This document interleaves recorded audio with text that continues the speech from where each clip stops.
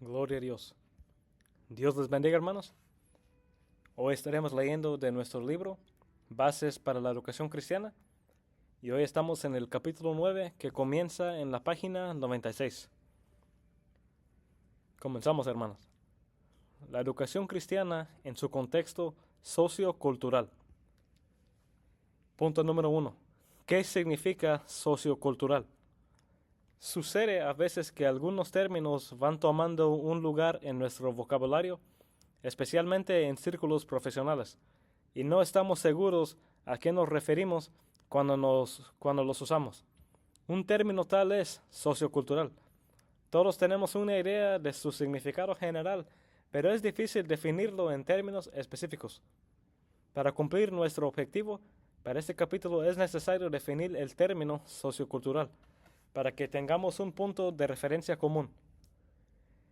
Así podremos luego pensar en algunas implicaciones del ambiente sociocultural para la educación cristiana.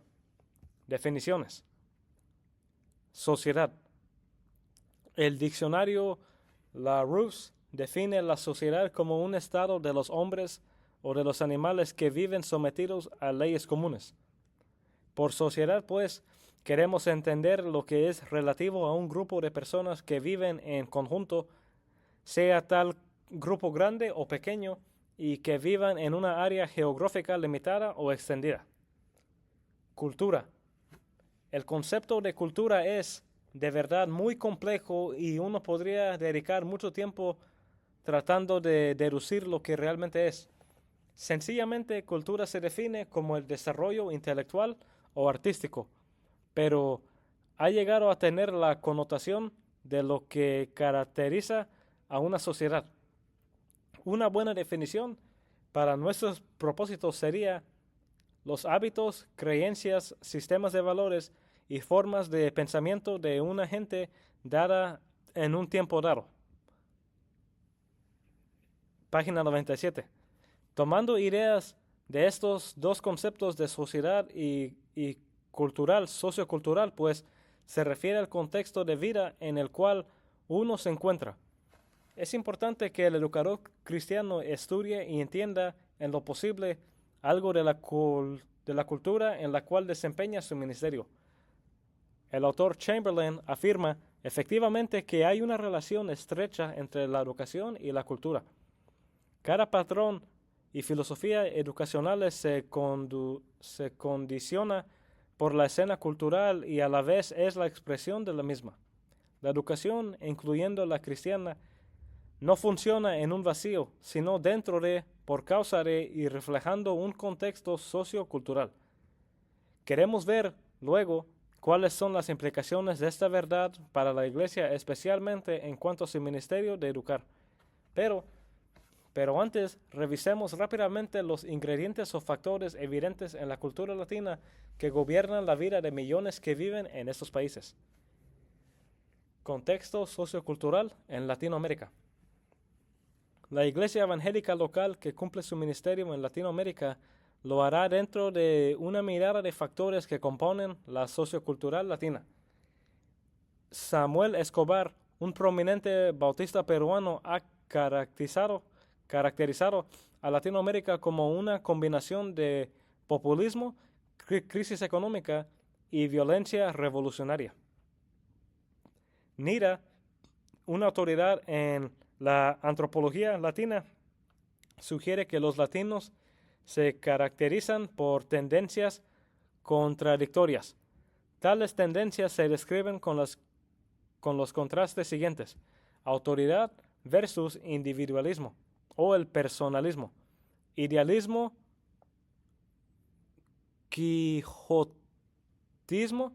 versus el realismo o el sanchismo, y la dominación de los hombres, machismo, sobre la dependencia de las mujeres, embrismo. Nosotros que vivimos en Latinoamérica tendríamos que admitir que vemos la presencia de estos casos en derredor nuestro cada día. Aunque no quisiéramos estereotipar a todos para que se conformen a características generales de latinoamericanos, tendríamos que admitir también que vemos mucha pasión inconstancia y instabilidad, pero que a la vez hay calma y apatía. Página 98.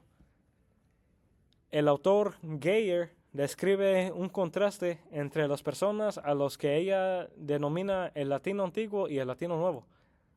El primero se caracteriza por el síndrome Amazonas, una falsa esperanza de lo que contiene sudamericano pudiera ofrecer, pero donde no se ha hecho mucho progreso.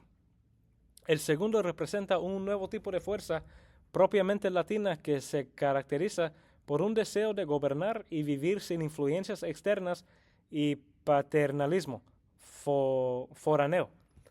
El informe de la UNELAM de 1970 indicó varias características de la gente con la cual trabajamos en nuestras iglesias. Entre ellas mencionó estas. Número 1, masas campesinas marginadas. En algunos países estos se han convertido en pueblos nuevos y barrios marginales con la urbanización de los últimos 15 años. Número 2, analfabetismo, aproximadamente el 30% de la población, según el World Christian Encyclopedia, la Enciclopedia Cristiana Mundial. Número 3, enfermedad y desnutrición. Número 4, diversidad demográfica. Y número 5, economía. Este factor se ha convertido en un problema enorme con la inflación, la devaluación rápida de monedas nacionales y las deudas nacionales externas. Su informe indica otro factor que toca específicamente al desarrollo de la iglesia en medio de la cultura latina. Dice el informe, debemos reconocer que se ha manifestado una paternidad que ha prolongado excesivamente una situación de dependencia económica, teológica y cultural. Junto con el Evangelio, los misioneros evangélicos nos trajeron valores de su propia cultura nacional. Este autor reconoce el peligro de analizar la cultura latina desde una perspectiva no latina, pero después de vivir varios años en un ambiente latino, se atreve a hacerlo. La iglesia evangélica no puede ignorar el trasfondo de sus miembros y el ambiente diario, si espera funcionar ministrando específicamente a las necesidades de la iglesia y de la comunidad. Hay que reconocer que un porcentaje mayor de la población es católica. Por lo menos un gran porcentaje no ha dicho que no son católicos. Hay que reconocer que mucho del llamado paganismo y idolatría que existe en la tradición católica se ha pasado honestamente y fielmente de generación en generación, según la tradición de la iglesia adoptada de religiones indígenas. Pero ahora, hermanos, página 99. Las tradiciones católicas, sean supersticiones, idolatrías o no, forman parte integral de la cultura latina. Es una cultura que sería incompleta en su forma actual sin la cruz, las procesiones, los peregrinajes, los milagros, las fiestas patronales y los santos. Son factores religiosos culturales que no se pueden cambiar rápidamente, si es que un cambio es necesario. Sobre esto pensaremos luego. Además de las influencias católicas, pero influenciadas por estas, hay otras características del vivir diario en Latinoamérica. Una es el emocionalismo, que se evidencia en tantas maneras como, por ejemplo, los gestos manuales durante una conversación, la ira e impaciencia de los choferes, el volumen de la música, la repetición de frases y compases en la música indígena, la popularidad de las canciones breves en los cultos evangélicos y aún el crecimiento rápido de algunos grupos pentecostales. Otra característica importante es también una filosofía fatalista que determina la vida diaria con una actitud de que será, será. Esta actitud, quizá influenciada por la religión tradicional, que enfatiza más la recompensa eventual que la actual, penetra la vida diaria. Se ve en la aceptación de la mortalidad de los niños. Un padre peruano lo expresó después de la muerte de uno de sus varios hijos, diciendo que fácilmente se podría concebir otro para reemplazarlo. Dios mío. ¿Esto es una actitud positiva o una filosofía fatalista? Esta filosofía fatalista de que será, será, y like, it is what it is, se ve también en sencillas actividades cotidianas. Cruzar la calle sin averiguar la presencia de automóviles, no respetar las señales de tránsito, gastar el sueldo en licor mientras los hijos tienen hambre, manejar un negocio sin buena planificación, etc. Aún se ve en la iglesia, cuando un cuerpo local trata de hacer la obra del Señor así nomás, sin planificación, sin estrategia, que lo que será, será. De esto trataremos más en la sección siguiente. Como se dijo al comienzo, estas son características entre muchas más que existen en nuestra cultura latina.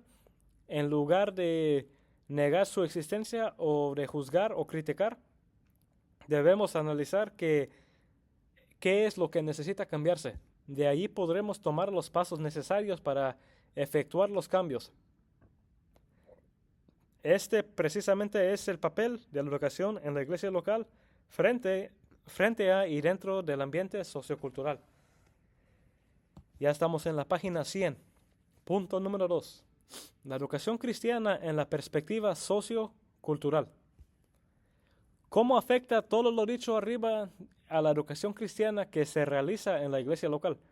¿Cuáles son las implicaciones para la iglesia que funciona en el contexto social de un país latinoamericano y en la cultura católica latina? Busquemos algunas posibles respuestas a estas preguntas. La relación entre la educación y la cultura. Ya se ha dicho que la educación es parte de cada cultura, que la educación es condicionada por la cultura y que la cultura puede ser afectada por la educación. Después de haber existido bajo influencias culturales como las descritas arriba, algunos países latinos han experimentado pocas transiciones en su sistema educacional secular. Muchos países siguen con métodos tradicionales, es decir, con memorización y repetición en la educación primaria y secundaria. En muchas universidades la enseñanza consiste en dar conferencias y exámenes y poco más.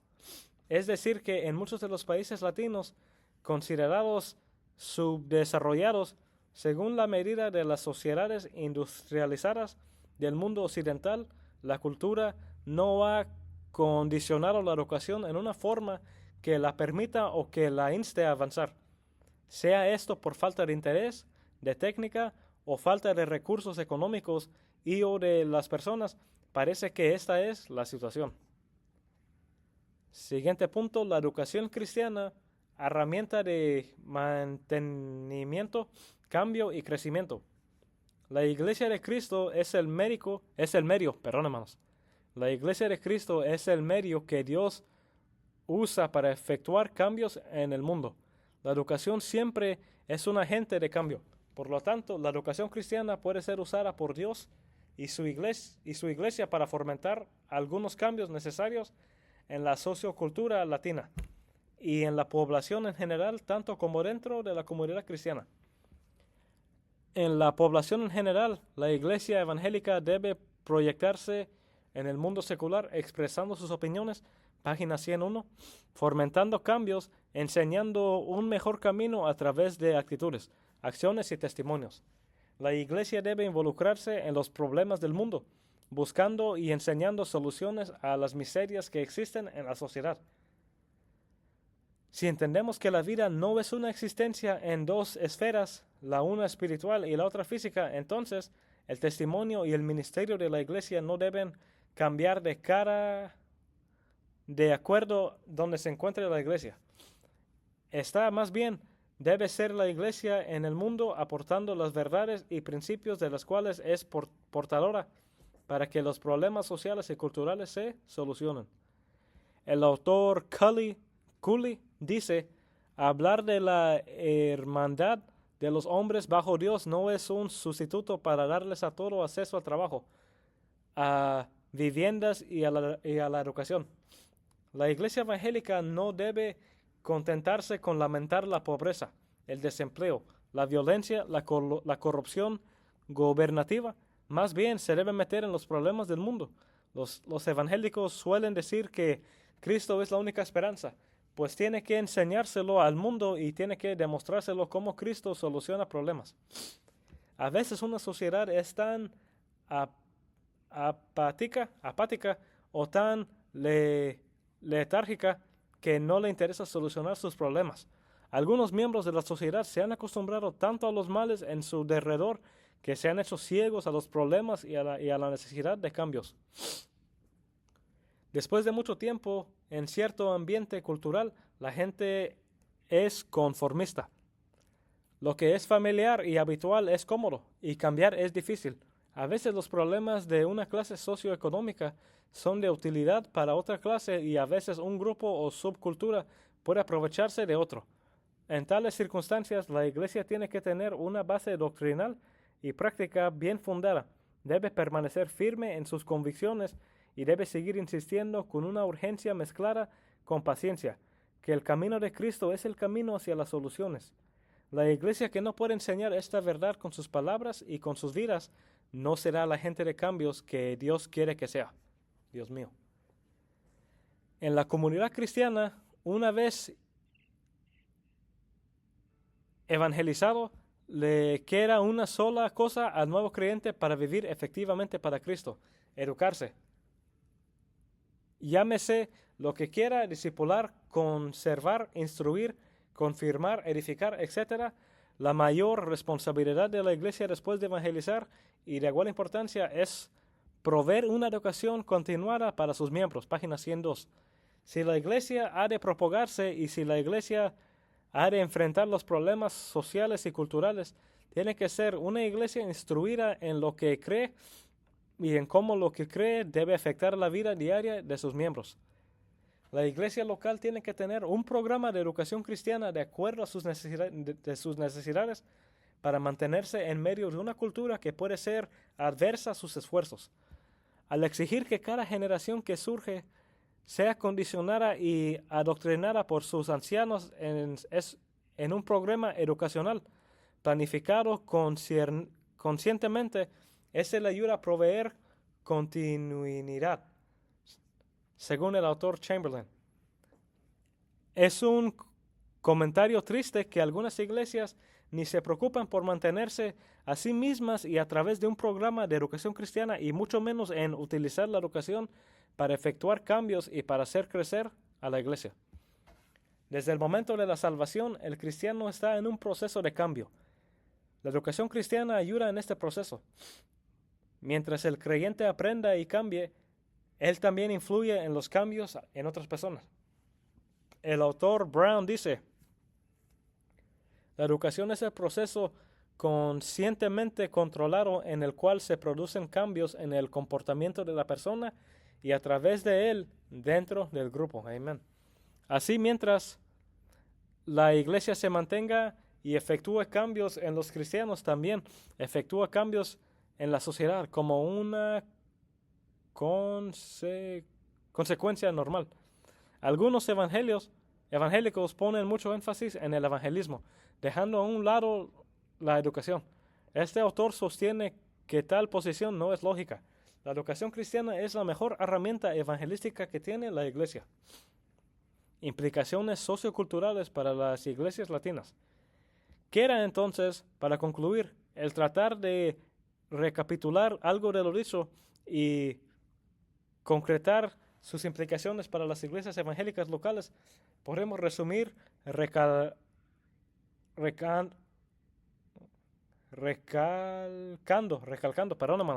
algunos puntos. Número 1, las iglesias evangélicas latinas existen y funcionan en un ambiente sociocultural muy variado, pero con algunas características discernibles. Página 103. Punto número 2. Estas características discernibles incluyen crisis económica, violencia, personalismo, machismo, pasión, analfabetismo, desnutrición, emocionalismo, fatalismo y una fuerte influencia católica. Punto número 3. Hay una relación estrecha entre la educación y la cultura. Punto número 4. La educación es un agente de los cambios que se deben hacer en la sociedad y en la cultura. Y punto número 5. Las iglesias evangélicas latinas deben usar su ministerio de educación cristiana para, número 1, mantenerse como cuerpo de Cristo, y número 2, efectuar cambios en la cultura y la sociedad por medio de fomentar cambios en las vidas individuales de sus miembros, y número 3, alcanzar la sociedad de la cual es parte para Cristo. Amén, hermanos, amén. Con esto, hermanos, aquí hay unas preguntas para repaso, si gustarían. Pero ya con esto, hermanos, ya hemos terminado el capítulo 9. Les espero, hermano, que podrán haber aprendido algo, los motivos que siguen estudiando y lo siento por el español limitado. Gracias por aguantarme, hermanos, y Dios los bendiga.